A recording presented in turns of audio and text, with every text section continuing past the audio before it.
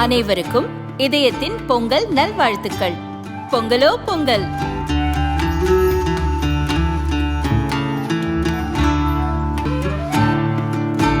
அனைவருக்கும் இதயம் மந்த்ராவின் பொங்கல் தின நல்வாழ்த்துக்கள். பொங்கலோ பொங்கல். டிசம்பர் 31 முதல் ஜனவரி 4 வரை ஸ்மார்ட் மொபைல் வாங்கும் அனைவருக்கும் இலவசம். தமிழ்நாட்டில் உயர்கல்வி முன் எப்போதும் இல்லாத வகையில் மிக மோசமான நெருக்கடியை சந்தித்து வருகிறது.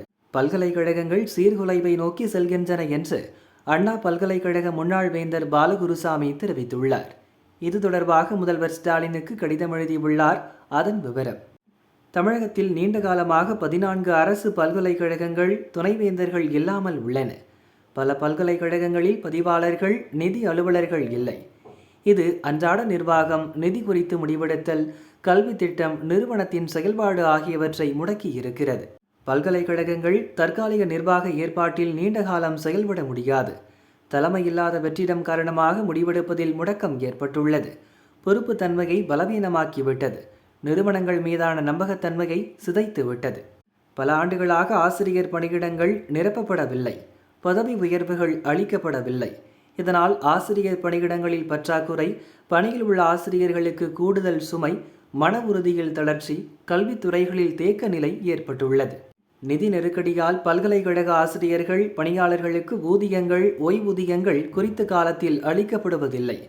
இது கல்வி பணியின் மன உறுதியை குறைப்பதுடன் கண்ணியத்தையும் பெரிதும் குறைத்து மதிப்பிடச் செய்கிறது. பல பல்கலைக்கழகங்களில் ஆராய்ச்சிக்கான கட்டமைப்பு போதிய அளவு இல்லை அல்லது செயல்படுவதில்லை. ஆய்வுக்கூடங்கள் காலாவதியாகிவிட்டன. நூலகங்களுக்கு குறைவான நிதி ஒதுக்கிடப்படுகிறது. இதன் விளைவாக ஆய்வு கண்டுபிடிப்புகளில் பின்னடைவு ஏற்பட்டுள்ளது. தேசிய மற்றும் சர்வதேச மதிப்பீடுகளில் தமிழக பல்கலைக்கழகங்கள் மிகவும் கீழே உள்ளன. மோசமாக கற்பித்தல் இருப்பதால் திறன் கல்வி திட்டம் சீர்குலைகிறது, வழிகாட்டுதல் பலவீனமாகிறது.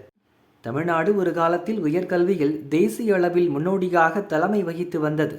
இன்று பல்கலைக்கழகத்தின் மதிப்பீட்டிலும் ஆற்றல் மிக்கவர்களை உருவாக்குவதிலும் ஏற்படும் வீழ்ச்சி கவலை தருவதாக இருக்கிறது. இதை இப்படியே சீர்குலைய விட்டுவிடக்கூடாது. எல்லா பல்கலைக்கழகங்களிலும் உடனடியாக துணைவேந்தர்களை நியமிக்க வேண்டும். பதிவாளர்கள், நிதி அலுவலர்கள் பணியிடங்களை வழக்கமான நடைமுறையின்படி நிரப்ப வேண்டும். ஊதியம், ஓய்வூதியம் ஆகியவற்றை சீராக வழங்குவதற்கு போதிய நிதியை விடுவிக்க வேண்டும். ஆசிரியர்களை பணிக்கு அமர்த்துவதை தாமதமின்றி மீண்டும் நடைமுறைப்படுத்த வேண்டும். ஆய்வு கட்டமைப்பு மற்றும் கல்வி புத்தாக்கத்தில் முதலீட்டை உறுதியாக மேற்கொள்ள வேண்டும். பல்கலைக்கழகங்களுக்கு வெளிப்படையான கால நிர்ணயத்துடன் கூடிய நிர்வாக நடைமுறையை கொண்டு வர வேண்டும்.